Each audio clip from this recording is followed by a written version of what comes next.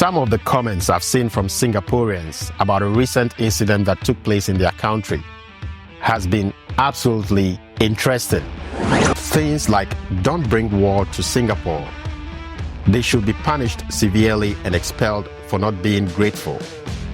Send them back to their countries, and even remove their scholarships and double their school fees. They need to be taught a real lesson." So what exactly happened in Singapore? A group of students of the National University of Singapore, NUS, staged a protest, and now it's under investigation. This really got me thinking, not just about the laws around protests in Singapore, but also how protests are handled in other countries. Did you know that in many parts of the world, protesting is outright illegal or heavily restricted? Let us dive in, starting with the situation in Singapore and then looking at the global picture. First, let's talk about what happened at NUC.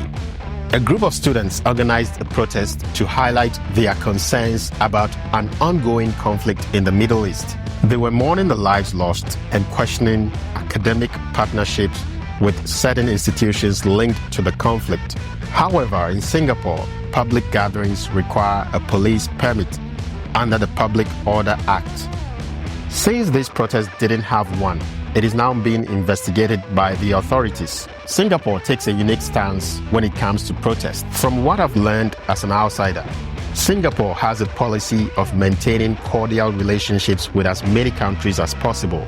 They prioritize stability and neutrality, which is why protests involving international political issues are so tightly regulated.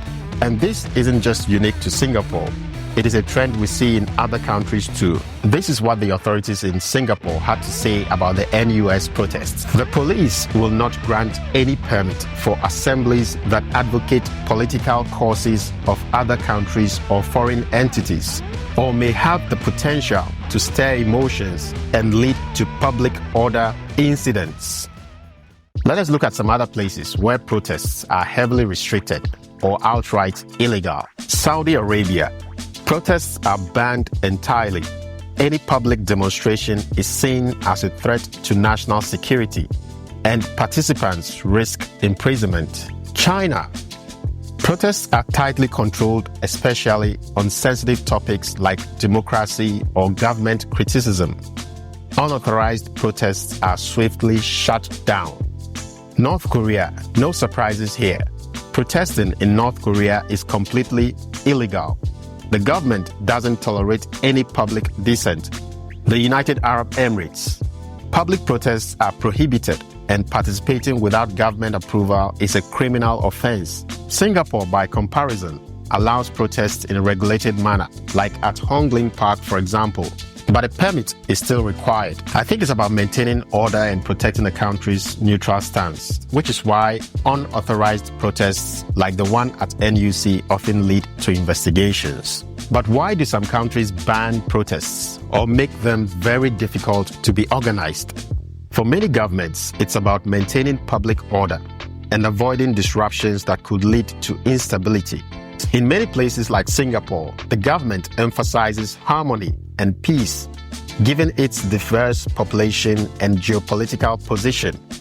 Meanwhile, in countries like Russia, Turkey, and Egypt, protesting without prior approval is illegal because it's often seen as a challenge to government authority.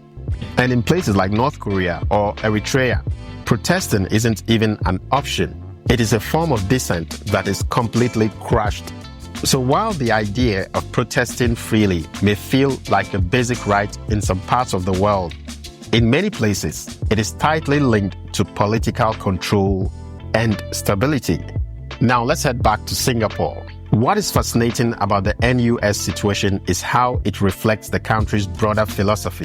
Singapore's strict regulations aren't just about discouraging dissent. They are about ensuring neutrality and avoiding taking sides in global conflicts. This approach is part of what makes Singapore so unique on the world stage. It is small but incredibly strategic. That being said, you can understand the frustration of young students who feel passionate about global issues. It raises an interesting question. How do you balance individual expression with national policy in a way that works for everyone? I'm curious to hear what you think about this. Should countries like Singapore loosen their restrictions on protests?